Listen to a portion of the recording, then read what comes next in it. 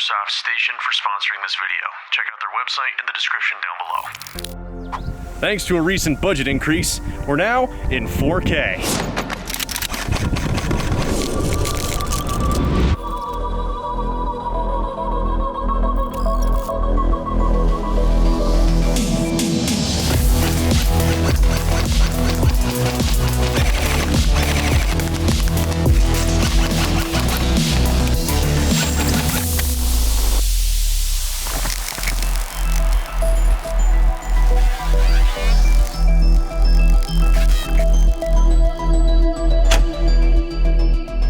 Before we get started, let me know down in the comments, what was your first AEG and was it a good decision? The reason I ask is because my first AEG was an AUG. Not this one specifically, mine was a JG AUG A3, but it ended up being a great pick for my first real airsoft gun. The Airsoft AUG platform has straightforward internals and is relatively easy to maintain and upgrade. Using the tried and tested version 3 gearbox, the AUG AEG often shares one thing in common with its real-world counterpart: ruggedness. The Realstar AUG is a modern military rifle that has been around since the late 1970s. Produced in Austria, this rifle has made a name for itself across the world thanks to its quality performance in adverse conditions. It's notably the service rifle of the Australian Defence Force, and by virtue of looking like a near-future laser rifle, this thing is all over the sci-fi and action movies of the 80s and 90s. Although, I bet that you saw it first in Call of Duty Modern Warfare 2 or Counter-Strike. Now, there are a lot of different AUGs out there, but not all of them are built the same. The one we're looking at today is the Army Armament AUG A1, built by a manufacturer I was previously unaware of. I've had a little experience with the AUG platform, so let's see if this newcomer holds up to corporate expectations. The Army Armament AUG A1 comes in an orange cardboard box that can double as a carrying case for transport. The box includes a plastic high-cap magazine, an unjamming rod, and the replica itself in a gray foam cutout. Let's go over the externals in 60 seconds. Up front, you have a high visibility flash hider, a metal outer barrel with some aesthetic heat ribbing. You've got your replica gas block right there, and just underneath that, a spring-loaded telescopic foregrip that has two positions. Going back, you've got a full metal upper receiver here with a spring-loaded charging handle. Nice action on that. Up top is the crown jewel of the AUG, an integrated magnified optic with backup iron sights on top. Down below, a textured pistol grip, your dual stage trigger right there, and a push button safety. Push to the left for fire, push to the right for safe. That is your takedown pin. Back here, if you lock back your charging handle, you can reveal your plastic hop-up unit, and this ejection port cover right here can be swapped to either side. Down below, magazine ejection button. Vortex ring on your stock, and on the very back, the plastic butt plate. When you take that off, that reveals a very small battery compartment. At $175 on Airsoft Station, this is one of the cheapest AUG A1 variants out there. There are cheaper versions of the AUG, but remember, the AUG A1 has that integrated optic that is always going to drive up the price. If you're really gunning for an AUG A1, that price might sound really attractive to you, but you got to remember there's always going to be trade-offs when you go with a cheaper replica. And this gun, it's got its fair share of trade-offs. A few things they did well.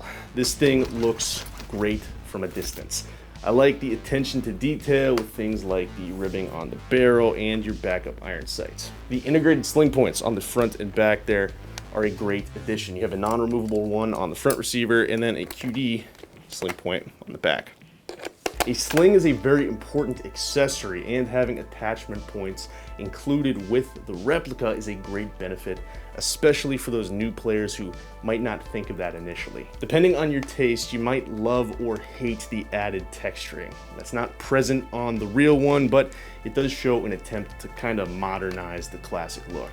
Now, I do have some pretty heavy critiques of this thing that go deeper than how it looks, but the first thing we need to talk about is the plastic on the lower receiver. It is thin, it is flexible, and the worst of all, it's shiny. It is not that nice hard matte plastic that you're gonna find on a more expensive replica like my F2000. With this, you're really getting what you pay for. We also have a problem with the magazine ejection button and the Magwell. So ideally, what happens when you press your mag eject button is that you're gonna hit a wall right about there, so that you get some positive feedback from the gun when you go to clear a magazine. This magazine ejection button recedes all the way into the body of the gun. That's not great. The other issue that we have, there's an empty space in the Magwell here. So if you go straight in with your magazine, it will activate the clasp, but it won't seat on the hop-up unit. There's an issue. That did not seat properly and doesn't feed. That is a very easy malfunction that you can trigger just reloading under pressure on the field. What you need to do is go in at an angle like that and rock it in. And that's how you properly reload it. The last big issue I have is with the trigger. Just like a real AUG, Airsoft AUGs have what's called a dual stage trigger. What's supposed to happen? You pull the trigger, the gun fires once, and then the trigger hits a wall right about there. And what happens is that prevents the gun from firing on full auto. If you do want to fire on full auto, you pull through that wall all the way to the rear, and a full trigger pull will initiate that full auto fire. This AUG does not have that first stage, and if it does, the resistance on that trigger is so minimal that it really doesn't make a difference. That makes it extremely easy to double fire or just slip into full auto while you're trying to fire on semi. That's a big usability issue, and it could be a problem on those fields that have really strict full auto bans. Start with a range test at about 25 feet, 0.20 gram BBs in the stock high cap that the gun came with.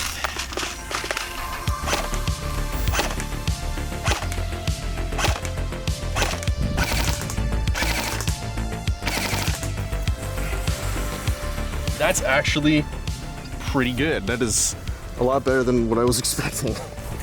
The one thing that I am noticing is that that trigger, as I might have already mentioned, the AUG has a dual stage trigger, and the first stage, you can see it like slips into full auto there. So we'll keep testing it. We'll see how it goes. If you've noticed that I look a little bit like administrative results today, that's because I left my ear pro. When I wear my helmet without my ear pro, I look like a big idiot. And I'm not in this for any other reason than the fashion, okay? So get over it. If you want to complain about it, that's what the comment section's for. We doubled the distance here. We're gonna shoot at the target at 50 feet and see what we get. A couple shots on semi, a couple shots on auto. Let's see what happens.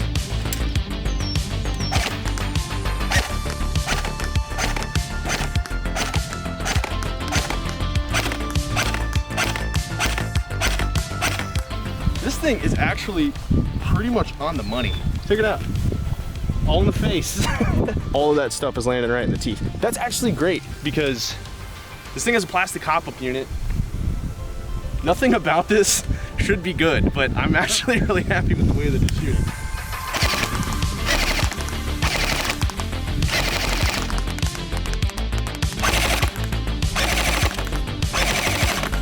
All right, here we are at 100 feet.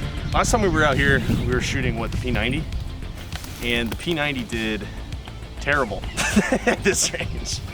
This looks like it's made of the same type of plastic that the Marui hop-up is. I don't know if they're at all comparable, but we're gonna find out.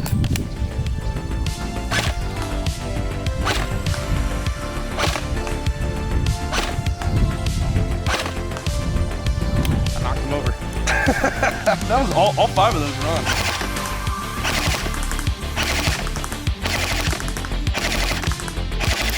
Man, I'll tell you what, at 100 feet, this thing absolutely crushes the P90, which I guess is to be expected. And to be fair, we do have a lot more tree cover out here, which means the wind is gonna be just a little bit softer. For 100 feet in pretty regular conditions for what you find on at least an outdoor field, Great. I can't argue with that. I mean, we could even, let's try and press this thing like crazy far. I'm just gonna run over there and see how far I can put it and still see this thing and see if we can hit it. Let's go for it. That sucker's all the way out there. That's gonna be at least 150, 175 feet. For a stock AEG, this is, in my opinion, pressing it, especially without obstructors in the way. All right, let's go. Freaking high caps, dude.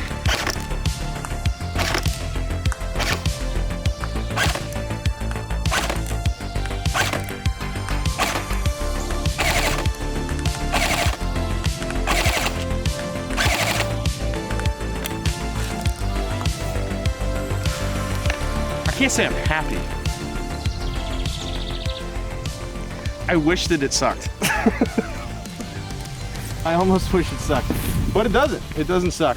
I thought we were gonna come out here and it was gonna absolutely crap the bed, but I mean, the results are passable. I think the big usability issue that's still there is that dual stage trigger. The trigger is just, it's not there. There are other AUGs out there that have way stiffer triggers that give you more positive response on that first semi-auto pull. The optic on this is actually okay. Now granted, the eye relief is not there. I mean, that's as much as I've got.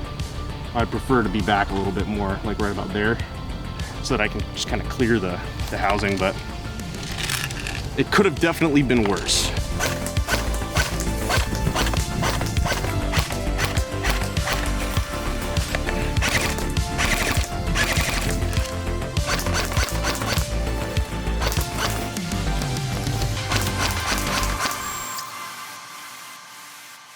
All right, mercenary, you've got your Army Armament AUG. Let's get it set up for the field.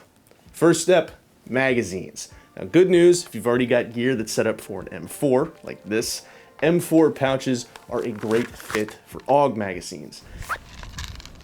You do have a hook on the back of your mag, so whatever mag pouches that you're using, you want to make sure that that hook is not going to grab onto them when you're trying to pull these things out. Now, the gun does come with this one high cap, but honestly, I would say this is a backup in favor of 4 AUG mid caps. High caps! Mid caps are always going to feed better. I used to use JG mid caps. They were very effective and affordable. A 7.4 volt LiPo was more than enough to give this thing some decent trigger response. And it was small enough to fit in the battery compartment, something you want to be aware of.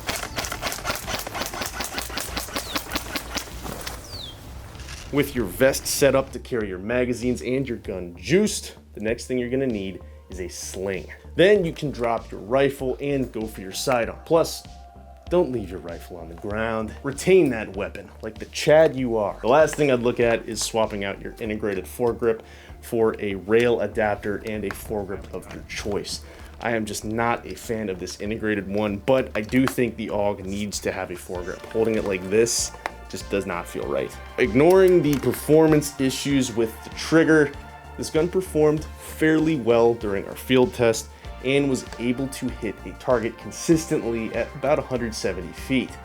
I would run this with at least 0.25 gram BBs and mainly stick to outdoor fields. Now, during games, you're best equipped to occupy the role of a mid-range rifleman, engaging the enemy and working with your teammates to fulfill objectives.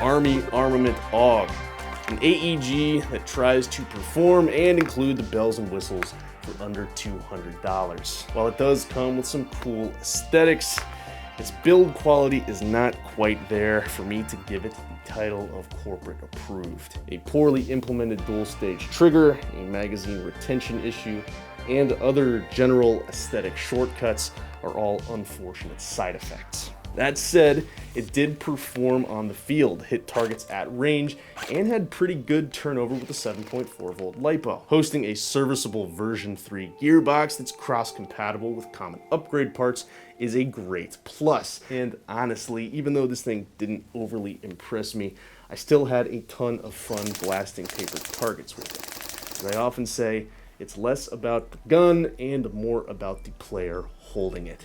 If you take the time to learn the ins and outs of this AUG and play to its strengths, you'll be able to work with it just as well as any other airsoft gun. So what do you think? Did I miss anything?